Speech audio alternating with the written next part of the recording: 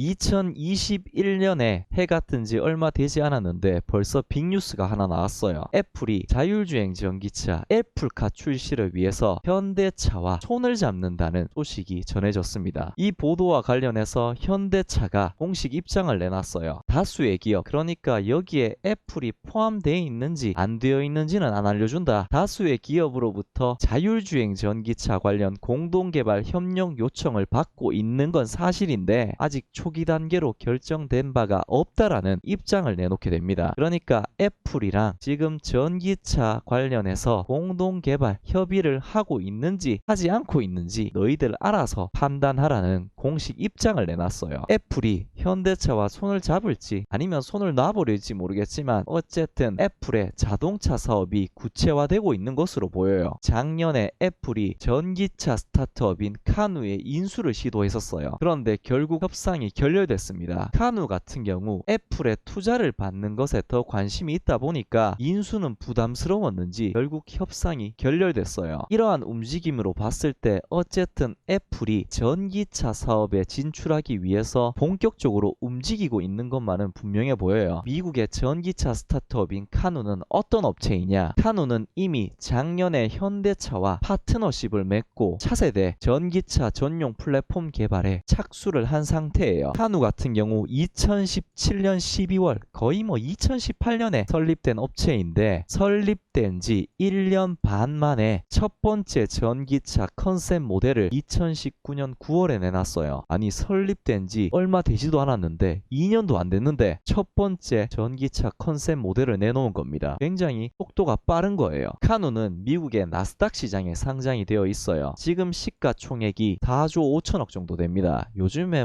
전기차 만든다 아니면 배터리 만든다 하면 웬만해선 전부 다 조 단위의 시가총액을 가지고 있죠. 카누 역시 스펙 합병을 통해서 상장을 했어요. 헤네시 캐피탈과의 합병을 통해서 작년 12월 22일에 나스닥 시장에 상장을 했습니다. 그러면 카누가 가지고 있는 장점이 뭐가 있냐? 전기차 전용 플랫폼인 원 스케이트보드 플랫폼을 가지고 있다는 거예요. 이 스케이트보드 플랫폼, 전기차 전용 플랫폼을 통해서 SUV, 픽업 트럭, 스포츠카, 패밀리카, 승용차, 해치백 여러가지 모든 모델을 이 하나의 플랫폼을 가지고 만들 수 있다는 거예요. 2019년에 첫 번째 전기차 모델을 내놨어요. 바로 요건데 굉장히 독특하게 생겼어요. 헤드램프부터 굉장히 독특하게 생겼습니다. 이런 식으로 최종적으로 출시할지 모르겠지만 처음에 이 전기차를 봤을 때 검은색 에어 후라이어를 닮았다는 생각도 했어요. 앞으로도 이러한 독특한 디자인의 전기차 모델들을 출시할 계획이에요. 모두가 똑같은 디자인을 채용해서 이제 전기차를 출시할 계획입니다. 아마도 원가 절감을 위해서 이러는 건지 알 수 없지만 아니면 회사의 고유의 아이덴티티를 위해서 이러는 것 같기도 하고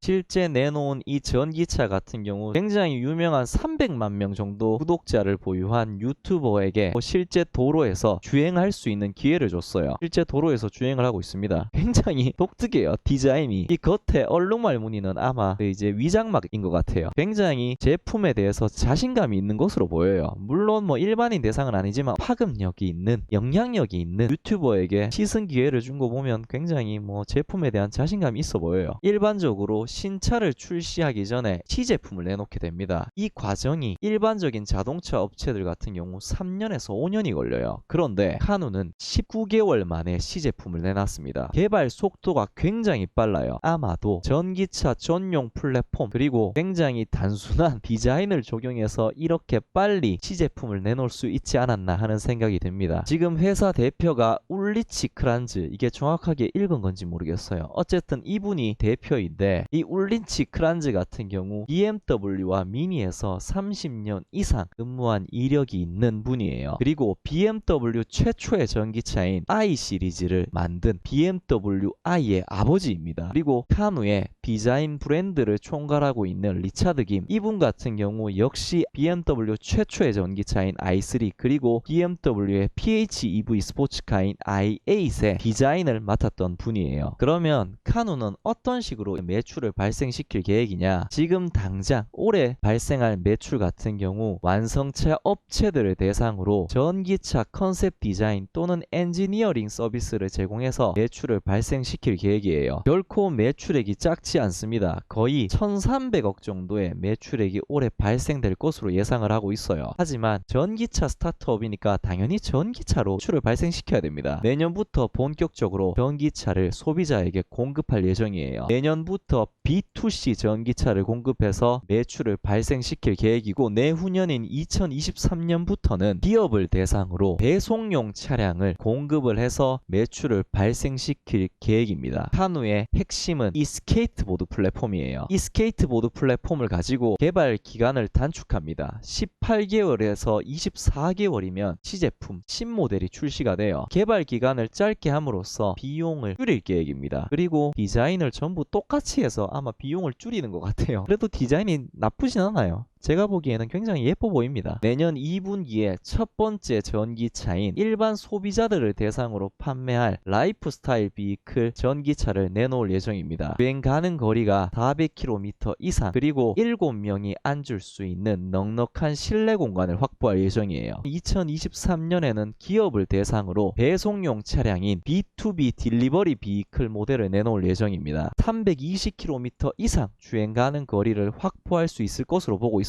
이 정도면 뭐 하루 주행하는데 전혀 문제가 없죠. 그리고 2025년에는 테슬라 모델 3에 대항할 수 있는 스포츠 비클 세단 모델인 것 같아요. 480km 이상 주행이 가능한 모델을 내놓을 예정입니다. 굉장히 독특하게 생겼다고 했는데 아마도 SUV인 것 같아요. 차세대 SUV의 진화라고 하는 거 봐서는 이 모델은 SUV인 것 같습니다. SUV로 보이진 않는. 최근에 현대자동차가 전기차 전용 플랫폼인 eGMP를 기반으로 만든 첫 번째 전기차 아이오닉5의 티저 영상을 공개를 했어요. 아이오닉5의 특징이 있습니다. 바로 기존의 전기차 대비해서 실내 공간이 굉장히 넓다는 거예요. 아이오닉5의 길이, 전장은 산타페와 투싼의 중간 정도인데 휠 베이스는 팰리세이드보다 더 길어요. 이 휠 베이스가 더 길다는 거는 팰리세이드보다 더 넓은 실내 공간을 확보했다는 겁니다. 이 레그룸 공간이 굉장히 넓다는 걸 알 수 있어요. 앞좌석과 뒷좌석 사이에 이 공간이 굉장히 넓어 보여요. 실제 출시가 되면 얼마나 이 공간이 넓을지 기대가 됩니다. 전기차 같은 경우 기존의 내연기관차 대비해서 부품수가 크게 줄어들어요. 최대 40% 정도 부품수가 줄어들게 됩니다. 엔진 부품이 완전히 사라지게 되면서 전체적인 부품수가 줄어들게 되는 거예요. 엔진을 대신해서 이제 모터가 들어가게 됩니다. 근데 모터는 엔진보다 크기가 훨씬 작아요. 그리고 엔진차 같은 경우 중앙 터널이 필요한데 전기차 같은 경우 이게 불필요합니다. 결국 전기차는 넓은 실내 공간을 확보할 수 있다는 장점이 있어요. 이러한 전기차의 장점을 극대화해서 카누 역시 개발하고 있는 전기차의 실내 공간을 최대한 뽑아낼 예정이에요. 혼다 오디세이, 그러니까 우리나라로 따지면 카니발로 보시면 돼요. 테슬라 모델 3와 비교를 해봤을 때 혼다 오디세이나 테슬라 모델 3보다 길이는 짧고 휠 베이스도 짧지만 혼다 오디세이나 테슬라 모델 3 그리고 테슬라 모델 X보다 훨씬 더 넓은 공간을 확보할 수 있을 것으로 지금 예상을 하고 있어요. 그리고 배송 차량 역시, 배송차가 중요한 건 결국 짐을 많이 실는 거죠. 벤츠의 스프린터 모델과 비교를 해봤을 때 길이, 휠 베이스는 짧지만 더 많은 짐을 실을 수 있을 것으로 지금 예상을 하고 있습니다. 어떤 식으로 나올지 굉장히 궁금해요. 이거 무슨 외계인이 만든 차 같기도 해서. 이미 작년 12월부터 전기 밴 같은 경우 예약을 시작을 했어요. 33,000달러부터 이제 가격이 시작합니다. 80kW짜리 배터리를 탑재한 경우 370km까지 주행이 가능해요. 이 정도면 뭐 하루 주행하는데 전혀 무리가 없는 수준이죠. 그리고 테슬라 모델 3에 대항하는 스포츠 비클 같은 경우 2025년에 출시될 예정인데 모델 3보다 더 짧고 더 작지만 더 넓은 실내 공간을 확보할 수 있을 것으로 보여요. 이 앞부분을 완전하게 투명하게 만들어서 기존의 세단 모델과는 완전히 차별을 이제 두려고 하는 것 같아요. 그리고 또 카누의 특징이 한 가지가 더 있어요.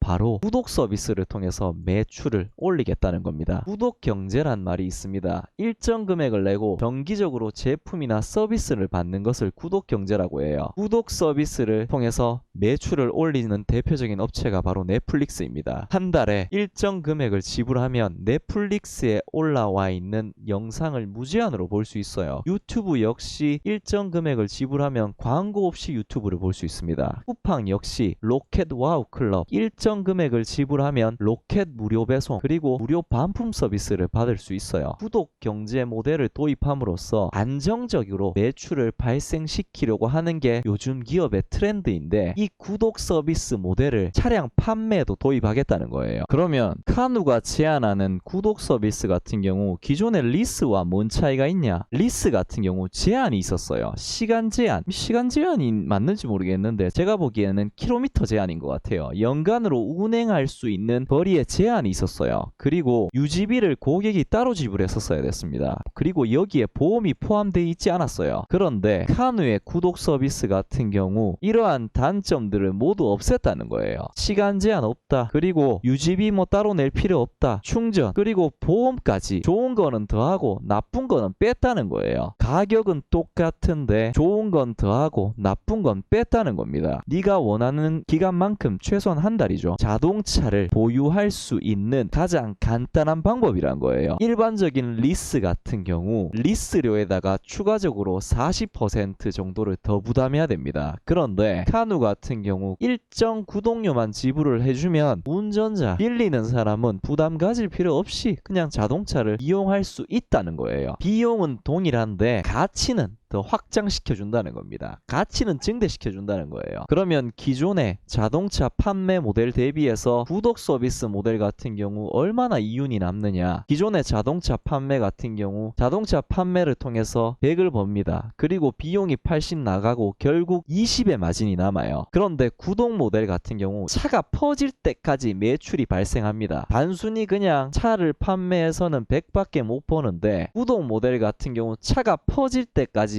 매출이 발생하다 보니까 기존의 자동차 판매보다 2배 이상의 매출을 거둘 수 있어요. 그러면 비용도 똑같이 늘어나게 되면 똑같지 않냐? 비용은 오히려 적게 들어요. 매출액이 늘어나는 만큼 비용이 늘어나지 않아서 결국 회사가 벌 수 있는 이윤이 늘어나게 돼요. 전통적인 자동차 판매 방식보다 4배 정도의 마진을 더 거둘 수 있을 것으로, 더 벌 수 있을 것으로 예상을 하고 있어요. 그러면 구체적으로 어떤 식으로 매출액이 발생하게 되느냐? 첫 해에는 여러 가지 비용 발생으로 인해서 현금 흐름이 마이너스가 되지만 그 다음 해부터는 특별히 발생하는 비용이 이제 없다 보니까 순현금 흐름이 지속적으로 플러스를 기록할 것으로 기대를 하고 있어요. 그리고 7년차 때부터는 순현금 흐름이 3배 늘어나게 될 것으로 예상을 하고 있습니다. 차가 퍼질 때까지 차량 한 대로 1억 원 정도의 매출액이 발생할 것으로 지금 예상을 하고 있고, 비용이 이 정도 들고 마진이 33,000불 정도 남을 것으로 예상을 하고 있어요. 마진율이 37%에 달할 것으로 기대를 하고 있습니다. 엄청나게 고마진 사업이죠. 정수기 렌탈 사업과 굉장히 흡사해요. 정수기를 처음 판매할 때 제품 제조 원가가 들어요. 그리고 판매 수수료가 들면서 현금 흐름이 마이너스가 됩니다. 하지만 그 다음 달부터 특별하게 들어가는 비용이 없어요. 현금은 계속해서 들어와요. 안정적인 수익을 거둘 수 있어요. 포웨이 같은 경우 이러한 렌탈 사업에 성공적으로 진출을 해서 매년 안정적인 영업이익과 매출 성장을 보여주고 있습니다. 이러한 모델을 도입해서 카누 역시 안정적인 수익을 꾀하겠다는 거예요. 그럼 자동차 생산은 어떻게 하느냐? 자체적인 공장을 건설하지 않을 계획이에요. 외부 업체에 위탁을 줘서 생산을 할 계획입니다. 결론적으로 자체적인 공장을 갖는 게 리스크가 너무 크기 때문에 우리는 자체 공장을 건설하지 않겠다. 내년부터 구독 서비스 매출이 발생할 예정입니다. 그리고 점차적으로 이 매출액이 늘어나서 2024년에는 에비타가 플러스로 전환이 되고 2026년에는 누적으로 26만 대의 차가 구독 서비스 되면서 매출액이 발생돼서 총 4조 5천억 정도의 매출액이 발생해서 에비타 1조 원 정도가 발생할 것으로 예상을 하고 있어요. 지금 시가총액이 4조 5천억 원인데 2026년에다가 이 정도 발생하게 되면 꽤나 매력적이지 않나라는 생각이 들어요. 물론 계획대로 사업이 진행돼야 되겠죠. 역시 구독 서비스 모델을 도입하다 보니까 비교 대상도 넷플릭스로 해놨어요. 넷플릭스 같은 경우 GP 마진이 39.6%인데 카누의 구독 서비스 매출 총이익률 역시 39.3% 정도 정도 될 것이다 라고 지금 예상을 해놨어요. 만약 카누가 정말 계획대로 향후에 구독 서비스를 통해서 매출이 안정적으로 발생이 되고 그리고 높은 마진이 계속해서 안정적으로 꾸준하게 유지가 된다면 넷플릭스처럼 높은 밸류를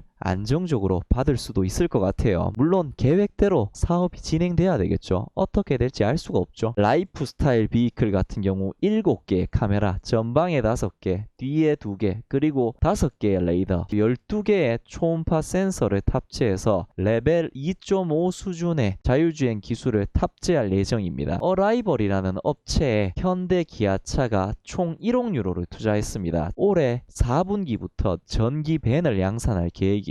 나스닥에 상장되어 있는 전기차 스타트업 업체가 또 있습니다. 바로 로드스타운 모터스라는 회사입니다. 역시 올해 9월부터 생산에 착수할 계획이고 최근에 총 예약 판매량이 10만 대를 돌파했어요. 이 전기 픽업 트럭이 52,500불에 출시가 될 예정입니다. 사우디 국부펀드의 투자를 받은 루시드 역시 올해 봄부터 고객에게 차량을 인도할 예정이에요. 최근에 스펙을 통해 상장할 것이다 라는 보도가 나왔어요. 루시드 같은 경우. 리비안 역시 올해 6월에 픽업 트럭과 그리고 SUV 모델을 출시할 예정입니다. 전기차 시대와 내연기관차 시대에 정말 다른 점이 있어요. 정말 많은 전기차 생산 업체들이 등장했다는 거예요. 지금까지 외국 업체의 기술을 받은 중국 업체 빼고 지리, 장성기차, 북성기차 이러한 중국 로컬 업체를 빼고 내연기관차, 기존의 전통적인 자동차를 생산하는 뉴페이스 완성차 업체가 몇십 년간 제가 기억하기로는 없었어요. 우리가 잘 아는 현대, 기아, 폭스바겐, 벤츠, 볼보, BMW, 미국 빅3 일본 업체밖에 없었어요. 그런데 전기차 시대가 되면서 전기 자동차 생산에 나서는 많은 신생 업체들이 등장을 했습니다. 미국의 리비안, 로드모터스, 루시드, 카누, 중국의 니오, 샤오펑, BYD 등 여러 스타트업 업체들이 등장하고 있어요. 기존의 내연기관 차량 같은 경우 엄청난 자금을 쏟아부어야 됩니다. 엔진도 개발해야 되고 사람도 뽑아야 되고 공장도 만들어야 되고 하다 보니까 자금 부담이 너무 심해서 뉴페이스가 잘 없었는데 전기차 시대가 되면서 정말 많은 업체들이 등장을 했어요. 과연 이 업체들이 경쟁력을 갖고 장기간 생존이 가능할지 한번 지켜봐야 될 것 같습니다. 저는 오늘 여기까지입니다. 감사합니다.